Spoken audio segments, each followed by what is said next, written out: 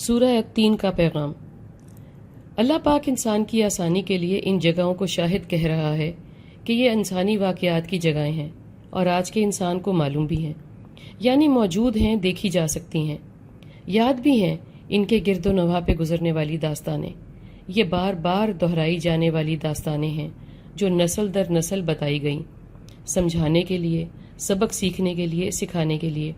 اللہ کہہ رہا ہے کہ یہ وہ مقامات جن پہ انسانی واقعات ہوئے گواہ ہیں انسان نے کیا کیا، اور پھر اس کیے کے نتیجے میں اس انسان کے ساتھ کیا ہوا، انسان کی کس بات کا کیا نتیجہ نکلا۔ اس سے یہ بھی معلوم پڑتا ہے انسان کس کماش کی چیز ہے جس کام کی اس کو سزا ملی۔ اس سے معلوم پڑتا ہے کہ وہ غلطی نہ کرنے کا 100% اہل تھا۔ اللہ کو تو معلوم تھا ہی، اس کو بھی معلوم تھا، مگر خود کی ہر دھرمی کی وجہ سے عذاب نصیب ہوا۔ کوہ تین یعنی کوہ جودی۔ کوہ جودی کو کوہ تین اس لیے کہا جاتا تھا کہ یہاں تین یعنی کہ انجیر کی پیداوار زیادہ ہی تھی، جہاں سے طوفان نوح کے بعد بنی آدم یہاں وہاں نکل گئے۔ یہ واقعہ کوہ جودی کے پاس پیش آیا۔ یہ ایک بڑا واقعہ تھا۔ زیتون بھی جبل زیتون ہے جہاں مسیح علیہ السلام عبادت کے لیے جایا کرتے تھے۔ ان دو جگہوں کو اللہ نے شہادتی بنا دیا اور یہاں پیش آنے واقعات بھی زندہ رکھے۔ سینین یعنی کوہ طور جہاں حضرت موسیٰ کو خود کی قوم کے لیے شریعت ملی، اور شہر امین پر امن سرزمین یعنی مکہ جہاں حضرت ابراہیم سے لے کر حضور پاک محمد صلی اللہ علیہ وسلم تک ہر نے دعوت توحید دی۔ اللہ اس کو امن کا شہر کہہ رہا ہے۔ اللہ نے حکم دے کے ابراہیم سے خود کا گھر تعمیر کروایا اور اس کو پر امن بنایا۔ یہ گویا ملت ابراہیم کے لیے انعام تھا اور ہمیشہ رہے گا۔ اللہ نے تو انسان کو بہترین خلق بنایا، ہر لحاظ سے، عقل شکل دونوں ہی کمال، دیکھو تو دیکھتے ہی رہ جاؤ، سوچ سمجھ ایسی کہ کیا کیا نکتے نکالے، اللہ کے اذن سے کیا کیا غیب اور عجائب ڈھونڈ نکالے۔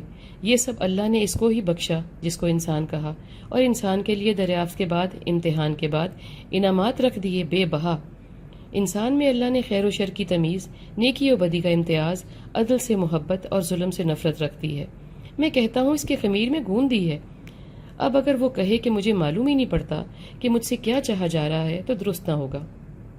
یہ انسان آخرت پر ایمان نہیں رکھتا اور جزا اور سزا پر، اور اللہ کو عادل اور حاکم ہی نہیں مانتا۔ اللہ نے تو بنی نوع انسان کو بہترین خلق کیا، مگر ایسا نہیں کہ اس کو ایک رستے پر ڈال دیا کٹ پتلی کی طرح کہ جدھر ڈور ہلاؤ بھاگا چلا آئے۔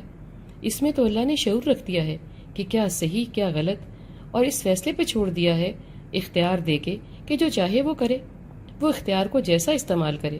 جب جب اس نے خود کے اختیار کو غلط استعمال کیا، اللہ نے اس کے خود کے کرتوتوں کے بدلے میں اس کی پکڑ کی۔ جب اللہ پکڑتا ہے تو وہ کہتا ہے اللہ نے میرے ساتھ خرابی کی۔ درا حالانکہ یہ سب اس کے ہاتھ میں ہے، سرفرازی لے یا ہر نعمت سے محرومی۔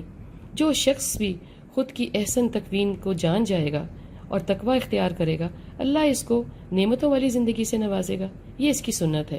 اور ایک وہ ہے جو کہ نافرمان ہے، حق جان چکا ہے بلکہ مان چکا ہے اور پھر پلٹ رہا ہے کفر کی طرف، اس کا کیا ہو؟